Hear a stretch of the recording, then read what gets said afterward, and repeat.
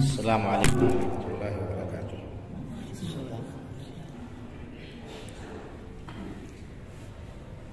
الحمد للہ رب العالمین والعاقبۃ للمتقین ولا عدوان الا علی الظالمین واشهد ان لا الہ الا اللہ وحدہ لا شریک لہ الہ الاولین والآخرین واشهد ان محمدا عبدہ ورسولہ صلی اللہ علیہ وعلی آلہ وصحبہ اجمعین، اما بعد فاعوذ باللہ من الشیطان الرجیم، بسم اللہ الرحمن الرحیم۔ انما المؤمنون الذین اذا ذکر اللہ وجلت قلوبهم واذا تلیت علیہم آیاته زادتهم ایمانا وعلی ربهم یتوکلون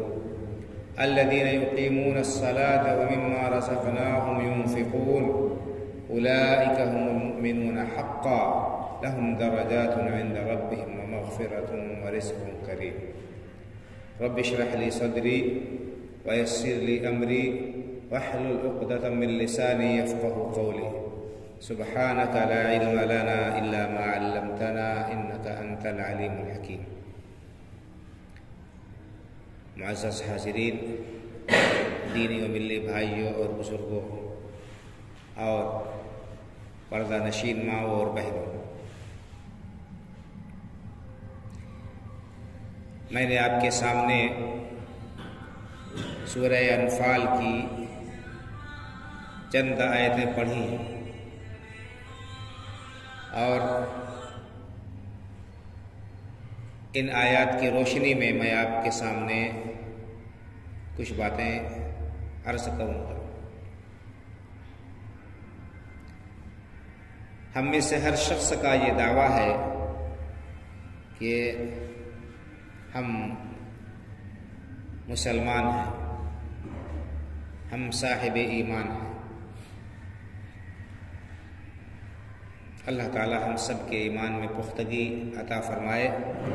اور ہر قسم کے فتنوں سے حفاظت کرتے ہوئے دین اسلام پر قائم رکھے اور ایمان پر ہمارا خاتمہ،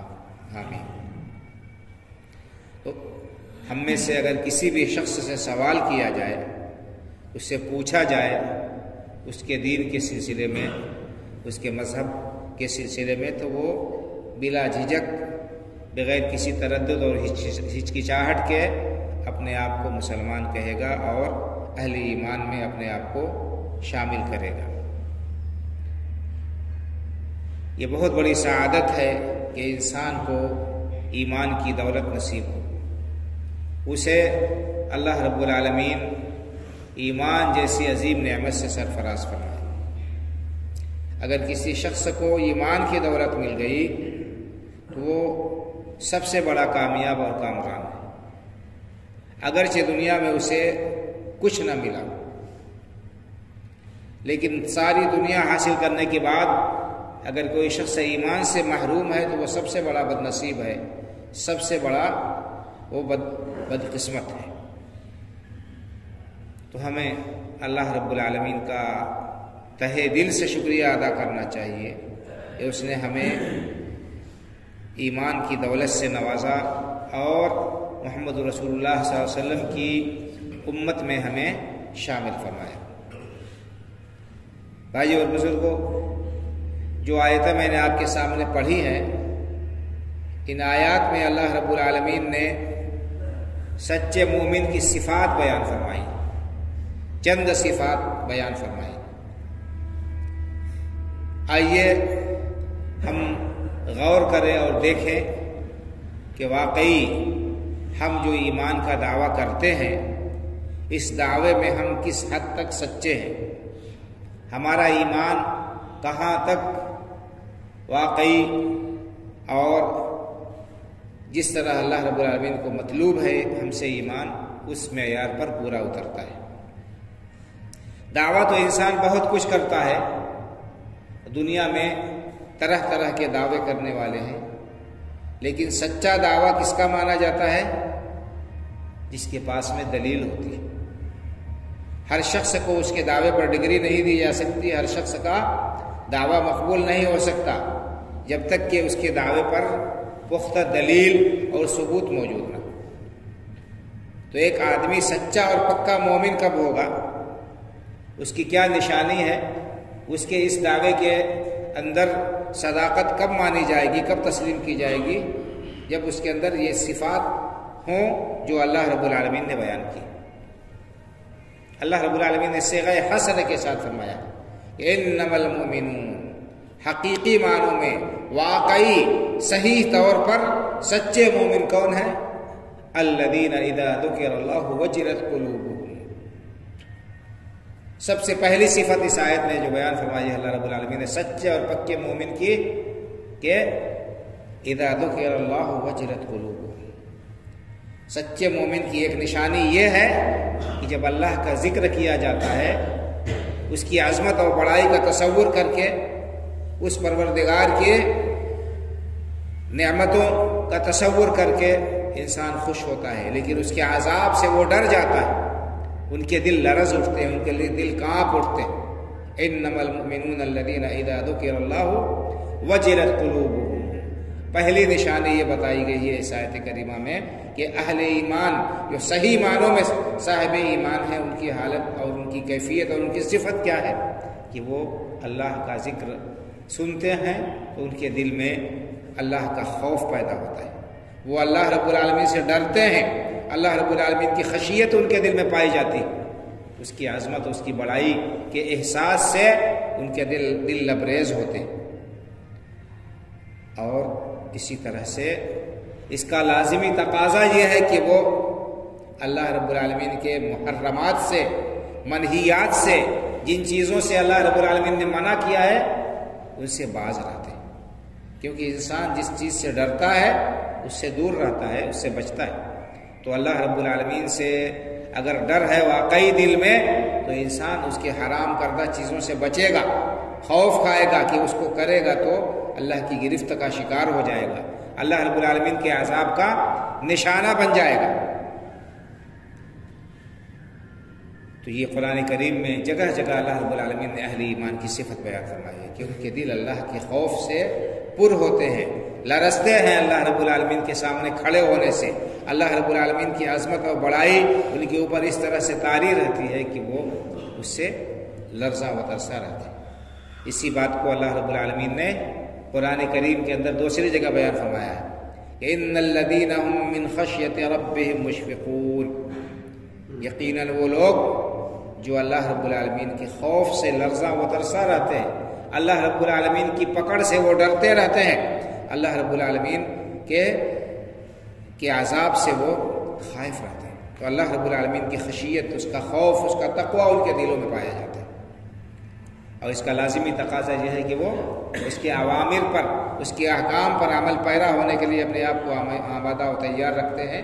اور اس کی حرام کردہ چیزوں سے بچتے ہیں۔ یہ پہلی صفت بیان کی گئی ہے بھائی، اور ایک جگہ نہیں، قرآن کریم میں متعدد جگہ یہ بات بیان کی گئی ہے، اور اللہ کے رسول صلی اللہ علیہ وسلم اور اہل ایمان کی یہ صفت بیان کی گئی ہے کہ وہ اللہ رب العالمین سے ڈرتے ہیں اور کسی سے نہیں ڈرتے۔ الذین قال لهم الناس ان الناس قد جمعوا لكم فاخشوهم فزادهم ایمانا وقالوا حسبنا اللہ ونعم الوکیل۔ تو اللہ رب العالمین کی خشیت، اس کا خوف انسان کے دل میں پایا جانا چاہیے، اگر ہے واقعی تب تو وہ اپنے آپ کو مومن کہنے کا مستحق ہے، اور اگر اللہ رب العالمین کا احترام نہیں، اس کی تعظیم نہیں، اس کی پکڑ کا خوف نہیں، تو پھر سمجھ لیجئے کہ ہمارے اس دعوے میں نقص اور کمی ہے، اور ہم اپنے اس دعوے میں سچے نہیں ہیں، خالص اور کھرے نہیں ہیں۔ اللہ کے رسول صلی اللہ علیہ وسلم کے بارے میں آپ نے خود بیان فرمایا کہ انا اخشاکم للہ واتقاکم لہ، میں تم میں سب سے زیادہ اللہ رب العالمین سے ڈرنے والا ہوں، سب سے زیادہ میرے دل میں اللہ رب العالمین کی خشیت پائی جاتی۔ حالانکہ اللہ کے رسول صلی اللہ علیہ وسلم بخشے بخشائے تھے، آپ کے اوپر کوئی غبار نہیں، کوئی آپ سے باز پرس نہیں، آپ سے کوئی حساب نہیں، لیکن پھر بھی اللہ رب العالمین سے لرزا و ترسا رہتے تھے۔ اور صحابی بیان کرتے ہیں کہ اللہ کے رسول صلی اللہ علیہ وسلم نماز میں اس قدر روتے تھے، اس طرح روتے تھے، آپ کے سینہ مبارک سے آواز آتی تھی جیسے ہانڈی کے کھولنے کی آواز آتی، انسان جب سسکیاں لیتا ہے،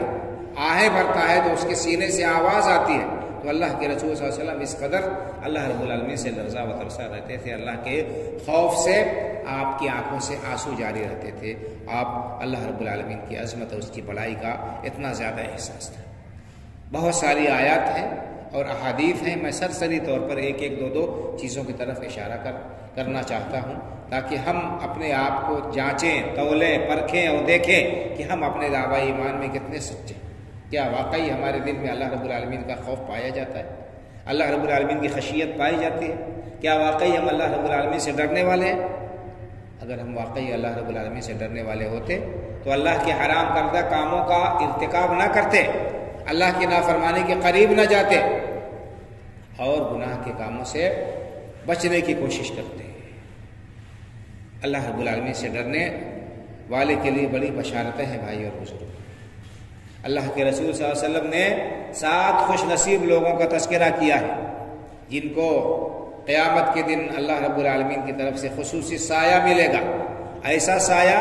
کہ اس کے علاوہ کوئی دوسرا سایہ نہیں ہوگا۔ جب لوگ نفسی میں مبتلا ہوں گے اور سورج 1 میل کے فاصلے پر ہوگا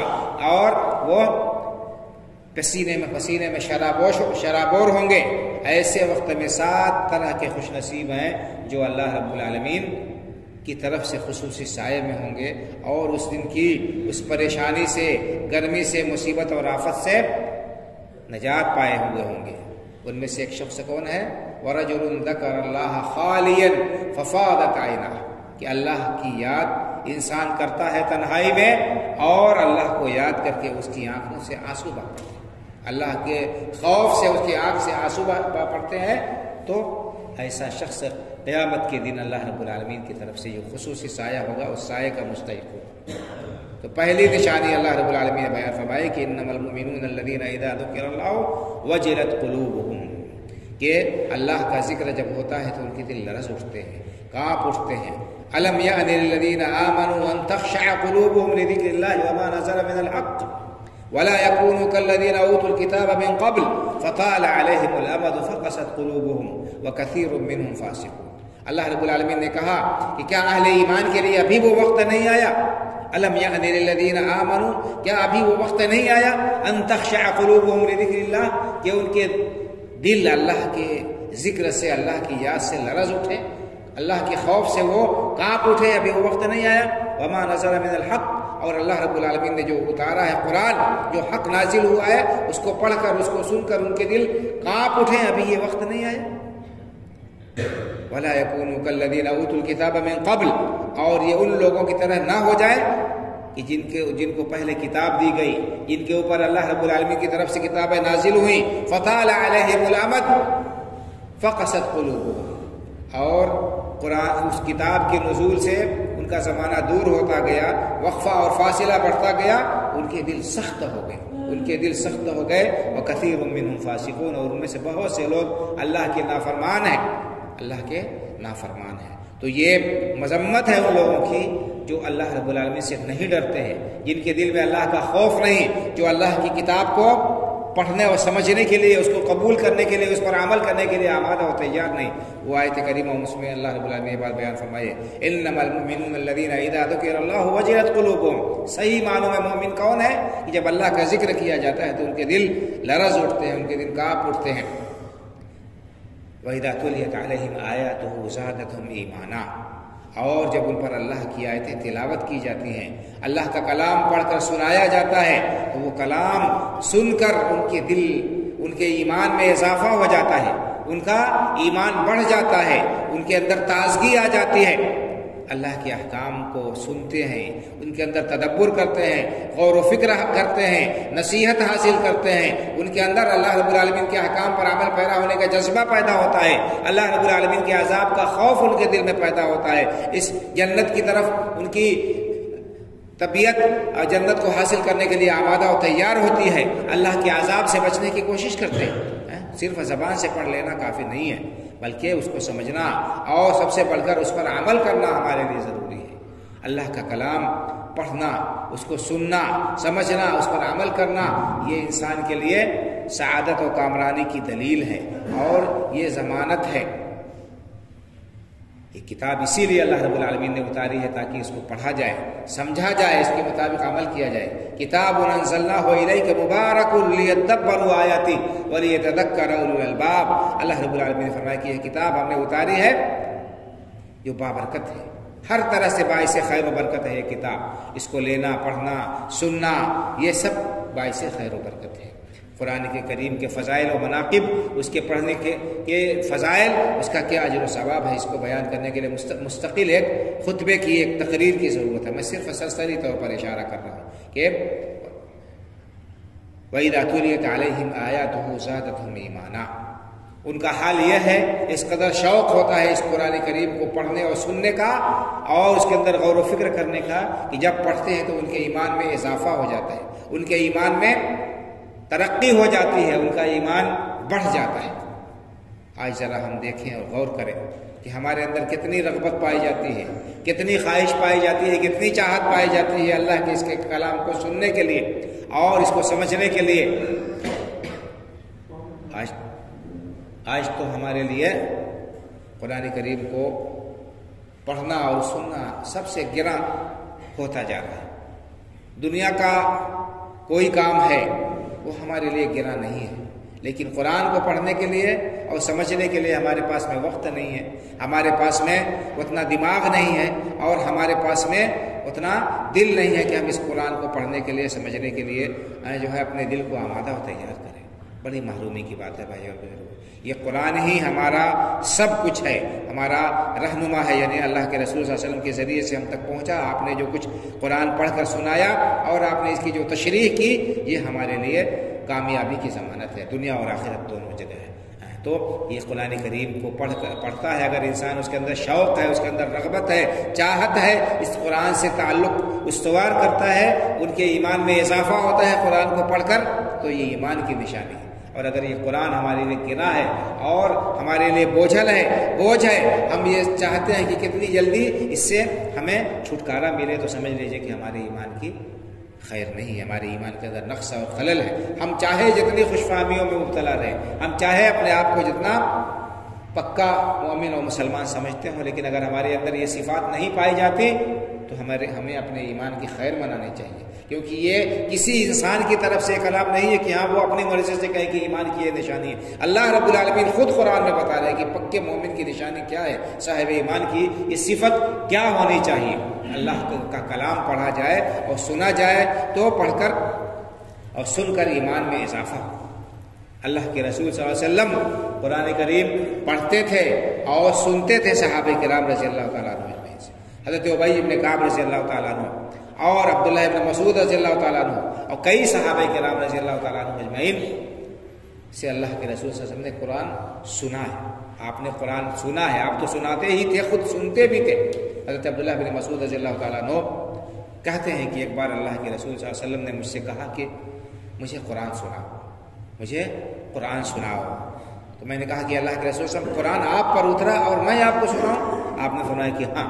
کہتے ہیں میں نے سورہ نساء کی تلاوت شروع کی، یہاں تک کہ جب میں اس آیت کریمہ پر پہنچا فَكَيْفَ إِذَا جِئْنَا مِن كُلِّ أُمَّةٍ بِشَهِيدٍ وَجِئْنَا بِكَ عَلَىٰ هَٰؤُلَاءِ شَهِيدًا قَالَ كَفَىٰ حَسْبُكَ۔ جب میں قرآن کریم کی تلاوت کرتے کرتے اس آیت کریمہ پر پہنچا کہ اے نبی کریم صلی اللہ علیہ وسلم اس وقت کیا حال ہوگا، فَكَيْفَ إِذَا جِئْنَا مِن كُلِّ أُمَّةٍ بِشَهِيدٍ، جب ہم ہر امت سے ایک گواہ لائیں گے، ایک گواہ پیش کریں گے اور آپ کو تمام لوگوں کے اوپر گواہ بنائیں گے۔ تو اللہ کے رسول صلی اللہ علیہ وسلم نے فرمایا کہ بس کرو۔ تو میں نے جب تلاوت بند کی اور دیکھا تو اللہ کے رسول صلی اللہ علیہ وسلم کی آنکھوں سے زار و قطار آنسو جا رہے تھے۔ اللہ کے رسول صلی اللہ علیہ وسلم کے اوپر رقت طاری ہو گئی تھی، کیونکہ وہ سمجھتے تھے کہ کتنی بڑی ذمہ داری ہے، اس کے اندر اللہ رب العالمین نے کیا کچھ کہا ہے۔ آج ہمارے لیے اس قرآن کریم کو پڑھنا اور سمجھنا سب سے مشکل کام ہوتا جا رہا ہے۔ ہمارے لیے کاموں کے ہجوم میں ہر کام کے لیے وقت مل جاتا ہے، لیکن یہ کتاب جو ہمارے لیے دنیا اور آخرت دونوں جگہ فلاح کی ضامن ہے، اس کتاب کو پڑھنے اور سمجھنے کے لیے بہت کم وقت ہمارے پاس میں ہے، یا بہت کم لوگوں کے پاس میں وقت ہے۔ تو اس پہلو پر توجہ کرنے کی اور غور کرنے کی ضرورت ہے بھائی اور بزرگوں۔ یہ ہمارے لیے کوئی خوش آئند بات نہیں ہے کہ ہم اس کلام ہدایت کو پا کر اس سے اعراض کریں، اس سے منہ موڑیں۔ اس کا نتیجہ دنیا اور آخرت دونوں جگہ ہمیں بہت ہی خطرناک بھگتنا پڑے گا۔ دنیا میں ہم جو ہے غفلت کی زندگی بسر کریں گے اور اس کی ہدایت سے ناواقف رہیں گے، بے خبر رہیں گے، تو کل قیامت کے دن کے لیے ہم کیسے تیاری کریں گے؟ اور کل قیامت کو اللہ رب العالمین کے ہاں ہم کیا منہ دکھائیں گے؟ اللہ کے رسول صلی اللہ علیہ وسلم کے بارے میں قرآن میں اللہ نے فرمایا کہ وقال الرسول یا رب ان قوم اتخذوا هذا القرآن مہجورا۔ قیامت کے دن اللہ کے رسول صلی اللہ علیہ وسلم اللہ تعالیٰ سے گلہ کریں گے، کہیں گے کہ اے پروردگار میری قوم نے اس قرآن کو چھوڑ رکھا تھا، اس قرآن کو چھوڑ دیا تھا، انہوں نے اس قرآن سے بے رغبتی کر لی تھی، اس کو پڑھنے اور سمجھنے کے لیے، اس پر عمل کرنے کے لیے ان کے پاس میں وقت نہیں تھا۔ تو کیا ہم ایسے بد نصیبوں میں شامل کرنا چاہیں جن سے اللہ کے رسول صلی اللہ علیہ وسلم کو تکلیف پہنچے اور جو اللہ رب العالمین کی بارگاہ میں جن کے سلسلے میں آپ گلہ کریں؟ ہرگز ایسا ایک صاحب ایمان کو نہیں کرنا چاہیے۔ تو بہرحال دوسری نشانی بتائی اللہ رب العالمین نے اس آیت کریمہ میں پکے مومن کی کہ اللہ رب العالمین کی آیتوں کو سمجھ کر اور ان سے عبرت اور نصیحت حاصل کرتے ہیں اور ان آیات کے ذریعے سے ان کے ایمان میں اضافہ ہوتا ہے۔ تیسری نشانی اللہ رب العالمین نے کیا بیان فرمائی؟ وَعَلَىٰ رَبِّهِمْ يَتَوَكَّلُونَ۔ تیسری نشانی یہ ہے کہ وہ اللہ رب العالمین ہی پر بھروسہ کرتے ہیں۔ پکا مومن کی نشانی یہ ہے کہ وہ اللہ رب العالمین ہی پر بھروسہ کرتا ہے۔ اس کا مطلب یہ نہیں ہے کہ وہ محنت اور کوشش نہیں کرتا ہے۔ انسان محنت اور کوشش کرتا ہے، جائز اسباب انسان اختیار کرتا ہے، لیکن نتیجہ اللہ رب العالمین کے اوپر چھوڑتا ہے کہ اللہ رب العالمین کی جو مرضی ہوگی، اللہ رب العالمین کا جو حکم ہوگا، اللہ رب العالمین کا جو فیصلہ ہوگا وہی نافذ ہوگا، اور ہم اسی پر صابر اور اسی پر راضی ہیں۔ ہمیں اللہ رب العالمین کے فیصلے اور اس کے تقدیر پر کوئی اعتراض نہیں ہے۔ وَعَلَىٰ رَبِّهِمْ يَتَوَكَّلُونَ، اللہ رب العالمین ہی پر توکل و بھروسہ کرتے ہیں۔ ایک حدیث میں ترمذی وغیرہ کی اللہ کے رسول صلی اللہ علیہ وسلم نے ارشاد فرمایا لَوْ أَنَّكُمْ تَتَوَكَّلُونَ عَلَى اللَّهِ حَقَّ التَّوَكُّلِ لَرَزَقَكُمْ كَمَا يَرْزُقُ الطَّيْرَ تَغْدُو خِمَاسًا وَتَرُوحُ بِطَانًا أو كما قال صلی اللہ علیہ وسلم، کہ آپ نے ارشاد فرمایا کہ اگر تم اللہ رب العالمین پر واقعی بھروسہ کرو، توکل کرو، جس طرح سے توکل کرنے کا حق ہے، تو اللہ تعالیٰ تمہیں اسی طرح سے روزی دے گا جس طرح سے پرندوں کو وہ روزی دیتا ہے۔ جیسے پرندوں کو روزی دیتا ہے اللہ تعالیٰ، اسی طرح تمہیں بھی روزی دے گا، تمہارا بھی پیٹ بھرے گا۔ کیسے کہ پرندے صبح کو خالی پیٹ نکلتے ہیں اپنے گھونسلوں سے اور شام کو پیٹ بھر کر وہ واپس آتے ہیں۔ تو یہ پرندے اور یہ بے زبان جانور اللہ رب العالمین ان کے لیے روزی کا انتظام کرتا ہے، وہ بھروسہ کرتے ہیں اللہ رب العالمین پر اور اللہ رب العالمین انہیں بھوکا نہیں رکھتا ہے۔ آج انسان ہے، اس کے پاس میں تمام ذرائع ہیں اور بیش قیمت اور ڈھیر سارے سامان ہیں، اس کے باوجود بھی وہ مطمئن نہیں ہے، وہ مطمئن نہیں ہے اور اس کے اوپر توکل، اس کے اندر توکل کی کمی پائی جاتی ہے۔ بہرحال اس حدیث پاک کے شرح میں امام سیوطی رحمہ اللہ نے بڑی عظیم بات لکھی ہے، بہت نکتے کی بات لکھی ہے کہ توکل کا مطلب یہ نہیں ہے کہ انسان اسباب اختیار نہ کرے اور بھروسہ کر کے بیٹھ جائے کہ ہماری قسمت میں جو ہے وہ مل جائے گا، نہیں، بلکہ وہ کوشش کرے، محنت کرے، بھاگ دوڑ کرے، اس کے بعد اللہ رب العالمین پر بھروسہ کرے۔ کہا دیکھو اللہ نے یہ نہیں کہا کہ پرندوں کو اللہ تعالیٰ گھونسلے میں روزی دیتا ہے، وہ بھی گھونسلہ چھوڑ کر یہاں سے وہاں جاتے ہیں۔ معلوم یہ ہوا کہ اسباب اختیار کرنا چاہیے، انسان کو اسباب اختیار کرنا چاہیے اور گھر میں بیٹھ کر ہاتھ پیر توڑ کر یہ نہ سوچے کہ ہاں ہماری قسمت میں جو ہے وہ ملے گا، یقیناً جو قسمت میں ہے وہ ملے گا، لیکن اللہ رب العالمین نے اسباب بیان کیے ہیں، ذکر کیے ہیں کہ ان اسباب کو اپناؤ اور اختیار کرو، جو جائز ذرائع ہو سکتے ہیں روزی کمانے کے ان کو اختیار کرو، حرام سے بچو، ناجائز سے بچو، لیکن کام نہ کرو، اس کی قطعاً اجازت اللہ رب العالمین نے نہیں دی، اسلام نے نہیں کی۔ اللہ رب العالمین نے قرآن کریم میں کیا فرمایا؟ فَإِذَا قُضِيَتِ الصَّلَاةُ فَانتَشِرُوا فِي الْأَرْضِ وَابْتَغُوا مِن فَضْلِ اللَّهِ، جب نماز پوری ہو جائے تو زمین میں پھیل جاؤ اور اللہ رب العالمین کی روزی تلاش کرو۔ اللہ نے کسب معاش کے لیے اور اپنی ضروریات کی تکمیل اور تحصیل کے لیے بھاگ دوڑ کرنے کی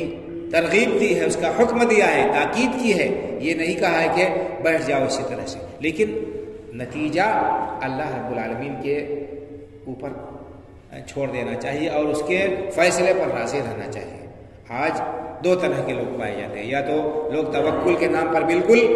ہاتھ پیر نہیں چلاتے ہیں، محنت نہیں کرتے ہیں، بیٹھ جاتے ہیں، یا کچھ لوگ ایسے ہیں جو اللہ رب العالمین کی قدرت اور اس کے فیصلے کو نہیں تسلیم کرتے ہیں۔ وہ یہ سمجھتے ہیں کہ جو کچھ ہے وہ ہمارے زور بازو کا نتیجہ ہے، ہم جو چاہیں گے، جو محنت کریں گے وہی حاصل ہوگا۔ نہیں، اللہ رب العالمین کا جب تک حکم نہ ہو اس وقت تک کچھ حاصل نہیں ہو سکتا۔ تو بہرحال توکل یہ اللہ رب العالمین کے اوپر بہت ضروری ہے، ایک مومن کو اس کے لیے لازمی اور ضروری ہے، اور قرآن کریم میں اس کی بڑی تاکید کی گئی ہے۔ اور توکل کرنے والوں کے بارے میں اللہ رب العالمین نے بشارت دی ہے، وَمَن يَتَوَكَّلْ عَلَى اللَّهِ فَهُوَ حَسْبُهُ، اگر کوئی شخص اللہ رب العالمین پر بھروسہ کرے اللہ اس کے لیے کافی ہو جائے گا، اللہ تعالیٰ اس کی طرف سے کفایت کرے گا، اس کے تمام کاموں کی ذمہ داری اللہ رب العالمین لے گا۔ تو توکل پختہ کرنے کی ضرورت ہے، حالات چاہے جتنے نامساعد ہوں، حالات جتنے چاہے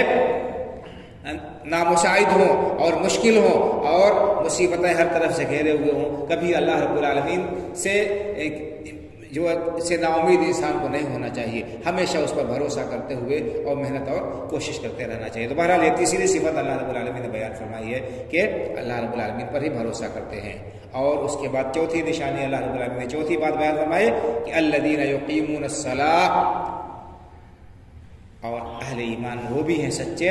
ان کی نشانی یہ ہے کہ وہ نماز قائم کرتے ہیں، نماز قائم کرتے ہیں۔ تو نماز قائم کرنا یہ بھی ایک مومن کی نشانی ہے، اس کی علامت ہے۔ نماز کی اہمیت اور اس کی فضیلت بیان کرنے کی ضرورت نہیں ہے، ہر شخص کو معلوم ہے کہ کلمہ شہادت کے اقرار کے بعد سب سے پہلا فریضہ نماز ہے، اور یہ نماز کسی بھی حال میں جو ہے معاف نہیں ہے۔ انسان کو جب تک عقل و شعور ہے، جب تک اس کے ہوش و حواس قائم ہے، اگر وہ انسان اشارے سے نماز پڑھ سکتا ہے تو اشارے سے ہی پڑھے، نماز کسی حال میں ساقط اور معاف نہیں ہے۔ تو نماز کی اہمیت اور اس کی فضیلت جو ہے اس سے ثابت ہوتی ہے۔ اللہ رب العالمین نے اہل ایمان کی نشانی، اور صرف یہ نہیں کہا کہ نماز پڑھتے ہیں، کہا کہ نماز قائم کرتے ہیں۔ تو نماز پڑھنے میں اور نماز قائم کرنے میں بڑا بنیادی فرق ہے۔ نماز پڑھتے ہیں اپنی مرضی سے، جیسے چاہا ویسے پڑھ لیا، جب چاہا ویسے نہیں۔ اللہ رب العالمین نے جس نماز کا جو وقت متعین کیا ہے اس وقت پر اور جس طریقے سے اللہ کے رسول صلی اللہ علیہ وسلم نے پڑھا ہے اور پڑھنے کا حکم دیا ہے اس طرح سے نماز پڑھتے ہیں۔ قرآن کریم میں اللہ رب العالمین نے کیا فرمایا کہ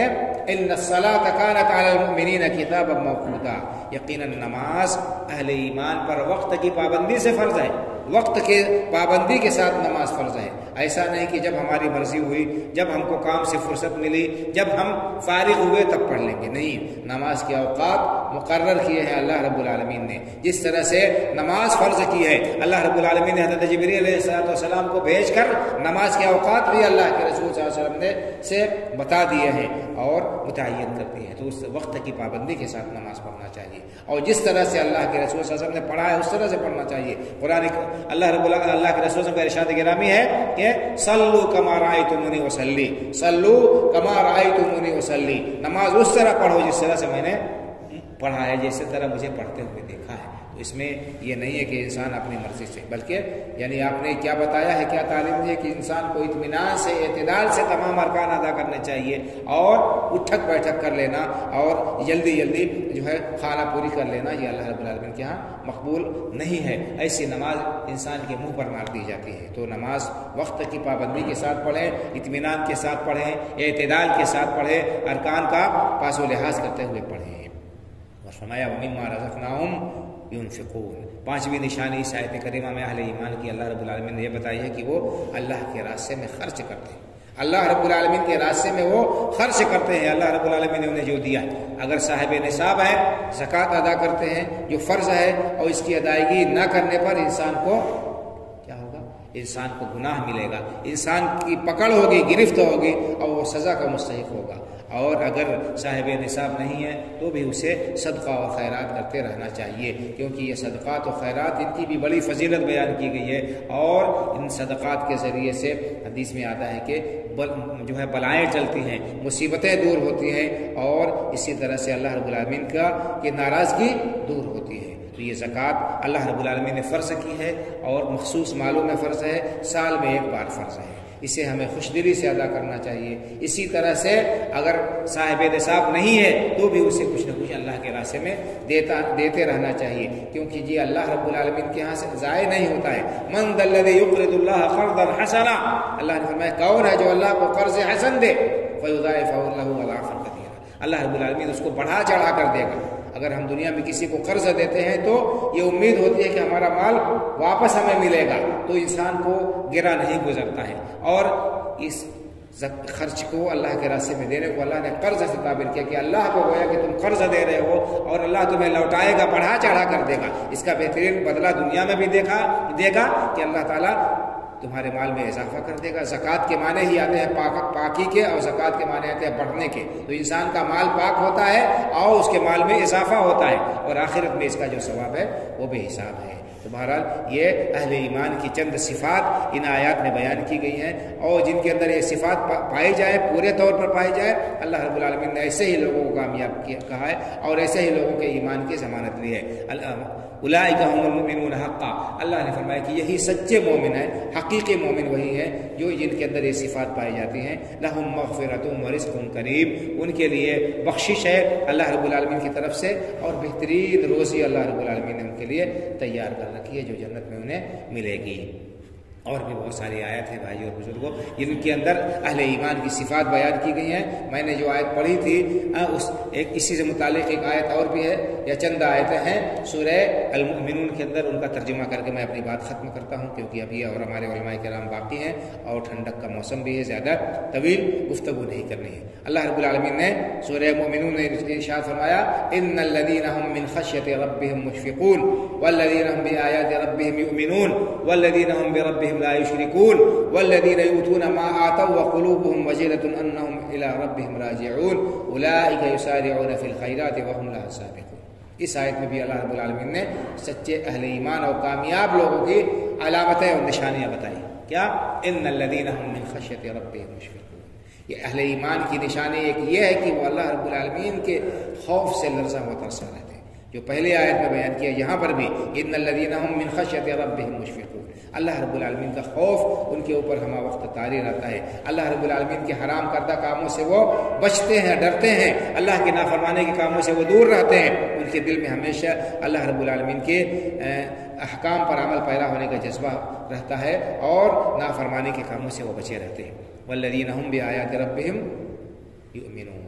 اور اسی طرح سے اہل ایمان کی دوسری نشانی بتائی کہ وہ اپنے رب کی آیتوں پر ایمان رکھتے ہیں، ان کا پختہ یقین ہے کہ ان کے پروردگار نے جو کچھ نازل کیا ہے وہ سب برحق ہے، سچ ہے، اس کو برحق مانتے ہوئے، سچ مانتے ہوئے جو احکام ان میں دیے گئے ہیں ان احکام پر عمل کرتے ہیں، جن چیزوں سے منع کیا گیا ہے ان سے وہ رکتے ہیں اور باز آتے ہیں۔ اللہ رب العالمین نے جو باتیں بتائی ہیں، جو خبریں دی ہیں غیب کی، ان کے بارے میں ان پر ایمان رکھتے ہیں۔ جنت، جہنم، حساب کتاب اور لوگوں کی پیشی، قیامت کی ہولناکیاں، ان تمام چیزوں کا جو تذکرہ ہے ان سب پر ایمان رکھتے ہیں، اور ایمان رکھتے ہیں کیسے؟ ان سے بچنے کی تیاری کرتے ہیں اور ان مصیبتوں سے ڈرتے ہوئے اللہ رب العالمین کی رضامندی و خوشنودی کے کام وہ کرتے ہیں۔ اور فرمایا کہ والذین هم بربهم لا یشرکون، اسی طرح سے وہ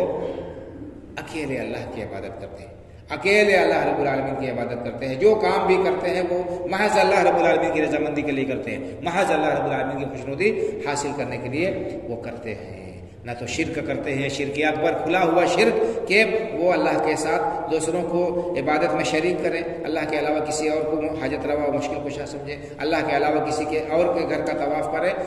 اور ان کے نام پر نذر و نیاز پیش کریں، نہیں، نہ تو وہ شرک جلی کرتے ہیں اور نہ شرک خفی، نہ ریاکاری اور دکھاوا کرتے ہیں، نہ اللہ کو کی بجائے دوسروں کی خوشنودی حاصل کرنے کے لیے کام کرتے ہیں، محض اللہ رب العالمین کی رضامندی کے لیے کام کرتے ہیں، اپنے رب کے ساتھ کسی کو شریک نہیں ٹھہراتے۔ اور کیا فرمایا والذین یؤتون ما آتوا وقلوبهم وجلۃ انهم الی ربهم راجعون، اسی طرح اللہ کے راستے میں جو کچھ دیتے ہیں ڈرتے رہتے ہیں اس بات سے کہ کہیں ان کا عمل ان کے منہ پر نہ مار دیا جائے، اور انہیں اس بات کا خوف ہمیشہ وہ دھڑکا لگا رہتا ہے کہ اللہ رب العالمین کی بارگاہ میں انہیں پلٹ کر جانا ہے، اللہ کے حضور حاضر ہونا ہے، حساب کتاب دینا ہے اور سوال اور جواب ہوگا ان سے، تو اللہ رب العالمین سے وہ ڈرتے رہتے ہیں۔ اولئک یسارعون فی الخیرات، اللہ نے فرمایا کہ یہی لوگ ہیں جو بھلائی کے کاموں میں آگے بڑھتے ہیں، ایک دوسرے سے آگے نکلنے کی کوشش کرتے ہیں، وہ ہم لہا سابقون، اور وہ اس کے سلسلے میں ایک دوسرے سے سبقت لے جانے کی کوشش کرتے ہیں۔ تو یہ اہل ایمان کی چند صفات، ان کی نشانیاں اللہ رب العالمین نے قرآن کریم میں بیان فرمائی ہیں۔ اب ان آیات کی روشنی میں ہم اپنا جائزہ لیں، اپنا احتساب کریں، اپنے آپ کو ٹٹولیں، پرکھیں اور تولیں کہ دیکھیں ہم جو دعویٰ کرتے ہیں ہمارے اس دعوے میں اور ان صفات میں کہاں تک تطابق پایا جاتا ہے، کیا ہم واقعی ان پر پورے اترتے ہیں، ان صفات کے ان خوبیوں کے ہم حامل ہیں یا نہیں ہیں۔ اگر واقعی یہ صفات ہمارے اندر پائی جاتی ہیں، اللہ کا خوف ہمارے اندر پایا جاتا ہے، اگر ہم اللہ سے ڈرتے ہیں، اللہ کے راستے میں خرچ کرتے ہیں، شرک سے بچتے ہیں اور نماز کی پابندی کرتے ہیں، اسی طرح سے نیکی اور بھلائی کے کاموں میں سبقت کرتے ہیں، ہمیں خوش ہونا چاہیے اس پر، اللہ رب العالمین کا شکریہ ادا کرنا چاہیے اور اللہ رب العالمین سے اس سلسلے میں مزید توفیق طلب کرنا چاہیے۔ اور اگر خدا نخواستہ ہمارے اندر یہ صفات نہیں پائی جاتی ہیں، ہمارے اندر نقص پایا جاتا ہے، کمی پائی جاتی ہے، اللہ رب العالمین کے اوپر توکل ہمارے اندر کمزور ہے، تو ہمیں ان صفات کو اپنے اندر پیدا کرنا چاہیے تاکہ ہم اللہ رب العالمین کی ان بشارتوں کے مستحق ہو سکے جو اللہ رب العالمین نے ان صفات کے حاملین کے لیے بیان فرمائی ہیں۔ اللہ رب العالمین سے دعا کرتا ہوں کہ اللہ تعالی ہم سب لوگوں کو سچا اور پکا مومن بنائے، اور اللہ رب العالمین نے اہل ایمان کی جو صفات بیان فرمائی ہیں اللہ تعالی ہمیں ان صفات کو اپنے اندر پیدا کرنے کی اور ان پر عمل پیدا ہونے کی توفیق عطا فرمائے، ایمان پر زندہ رکھے، ایمان پر ہمارا خاتمہ ہو اور اللہ کے نیک و صالح بندوں میں اہل ایمان کے ساتھ ہمارا حشر ہو، آمین۔ اقول قولی ھذا